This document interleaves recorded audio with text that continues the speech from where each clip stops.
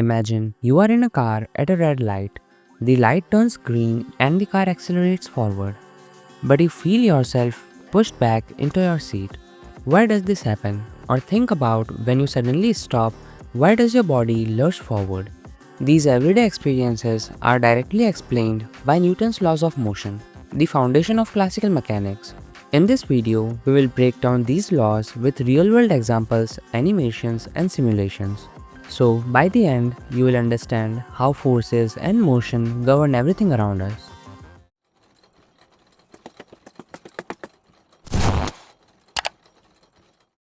What is motion? Motion is defined as the change in the position of an object with respect to time. Motion can be classified into different types. Translational motion, which is movement in a straight line. Example, a moving car. Rotational motion, which is spinning motion around an axis. Example, a rotating fan. And finally, oscillatory motion, which is repetitive back and forth movement. Example, a pendulum. Real world examples of these include falling apple, a running athlete, and planets revolving around the sun. Now, let's talk about forces. A force is any interaction that, when unopposed, changes the motion of an object. It can cause an object to start moving, stop moving, change direction, change shape. Force is a vector quantity, meaning it has both magnitude and direction. It is measured in newtons, where 1 newton is 1 kilogram meters per second squared. Before moving forward, let's talk about Newton's contributions to physics. Sir Isaac Newton was one of the greatest scientists in history. He formulated the three laws of motion, which are the foundation of classical mechanics. He also developed the law of universal gravitation and contributed to calculus. They help us understand everything from simple movements like walking to complex applications like rocket launches and structural engineering. Engineers use these laws in various fields. In mechanical engineering, to design cars, aircraft, and machinery. In civil engineering, to check structural stability of bridges and buildings. In aerospace engineering, for rocket propulsion and flight dynamics. And in robotics, to program movement and force control in robots. For example, structural engineers apply Newton's laws when calculating the forces acting on a building to ensure stability. Now that we understand what forces and motion are, let's dive into Newton's first law, the law of inertia. Have you ever wondered why a book remains on a table unless you push it, or why passengers on a moving bus lurch forward when the driver suddenly hits the brake?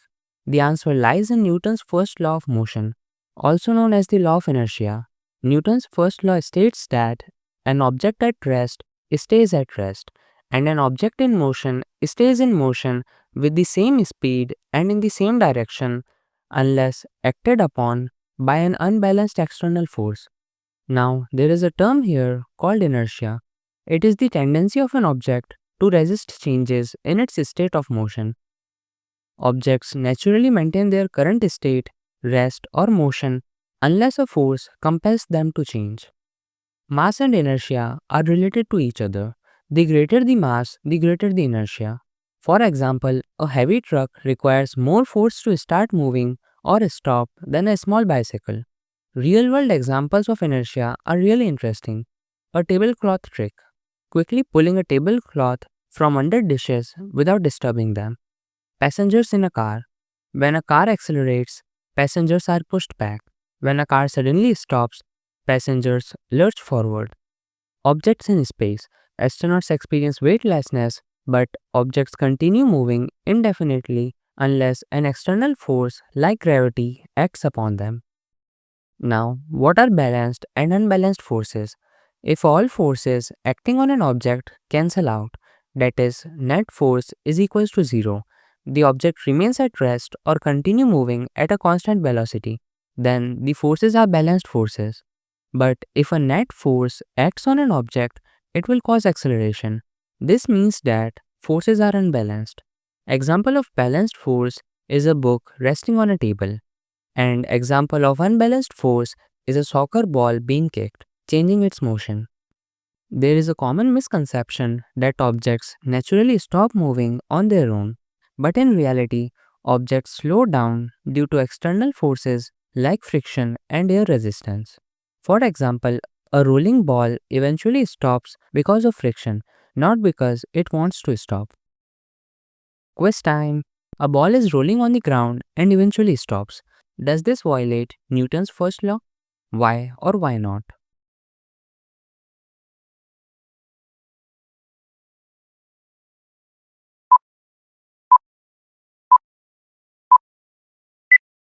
Answer: no, it does not violate Newton's first law.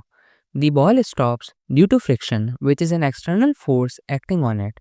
If there were no friction, example, in space, the ball would continue moving forever. Now that we understand inertia and why objects resist changes in motion, let's move on to Newton's second law. We now understand that objects resist changes in motion due to inertia. But what happens when a force is actually applied to an object? How do we determine how much an object will accelerate? The answer lies in Newton's second law of motion. Newton's second law states that the acceleration of an object is directly proportional to the net force acting on it and inversely proportional to its mass. Mathematically, this is written as F is equals to ma, where F is force in newtons, m is mass in kilograms, and a is acceleration in meters per second squared. The key takeaways from this law are: if you apply more force to an object, it accelerates more, and if the object's mass is greater, it resists acceleration more.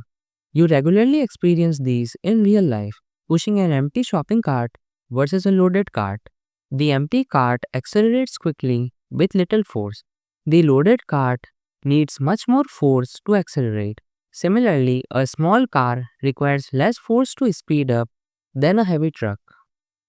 In engineering, units are very important because every term or answer is incomplete without its unit. Unit of force is Newton, which is defined as 1 Newton is equals to 1 kilogram meters per second squared. This means applying a force of 1 Newton to a 1 kilogram object causes an acceleration of 1 meters per second squared. Let's take an example. A force of 10 Newton is applied to a 2 kilogram object. What is the acceleration? Solution: F is equals to ma, so A is equals to F by m, which is equals to 10 Newton by 2 kilograms. So the answer is 5 meters per second squared. Quiz time. A 3 kilogram object is acted upon by a force of 12 Newton. What is its acceleration?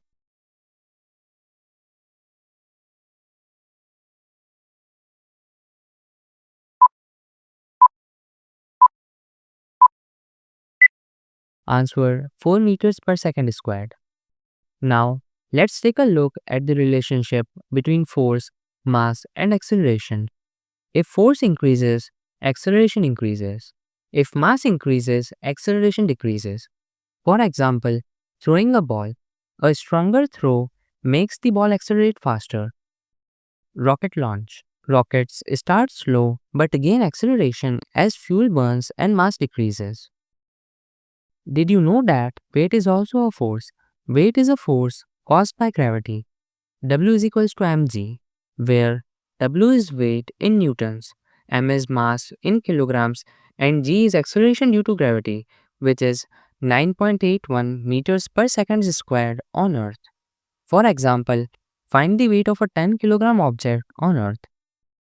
Solution: W is equals to mg, which is equals to 10 into 9.81. So the answer is 98.1 Newton.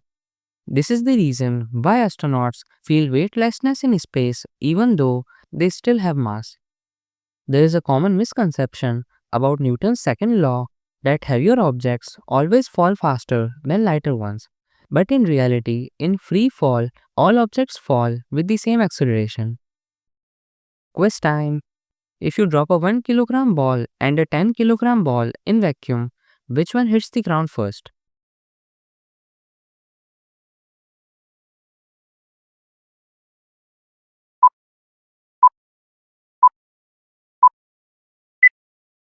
Answer: they land at the same time because acceleration due to gravity is constant. Now that we understand how force, mass, and acceleration are related, Let's move on to Newton's third law. Have you ever wondered how rockets launch into space or why birds can fly by simply flapping their wings? These phenomena are all explained by Newton's third law of motion. Newton's third law states that for every action, there is an equal and opposite reaction. This means that whenever an object applies a force on another object, the second object applies an equal force in the opposite direction. Forces always come in pairs and act on different objects. Key takeaways from this law are forces always exist in pairs. These force pairs act on different objects, not on the same object. Real world examples of this are jumping off a boat. When you push against the boat to jump, the boat moves backward. Walking or running, your feet against the ground and the ground pushes you forward. Rocket propulsion, the rocket pushes exhaust gases downward and the gases push rocket upward. There is a common misconception about Newton's third law, that is, if action and reaction forces are always equal and opposite, why don't they cancel each other out? In reality, the forces act on different objects, so they don't cancel. Example, when you push a door, it pushes back with equal force, but since it's attached to a hinge, it moves. Quiz time. If you push against a wall, why don't you move backward?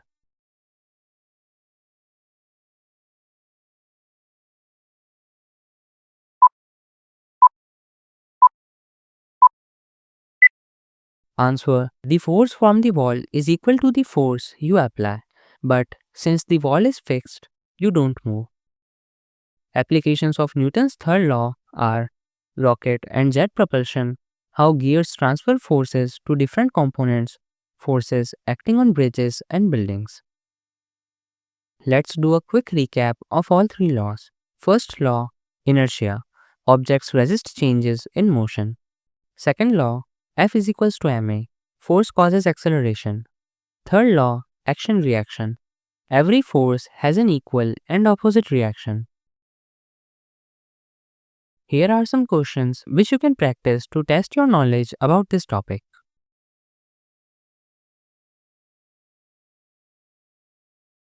Newton's laws are the foundation of mechanics and help us understand everything from the smallest particles to massive rocket launches. In the next video, we will dive into free body diagrams and equilibrium conditions, which are essential for solving real-world engineering problems. Be sure to try the practice questions and comment your answers below.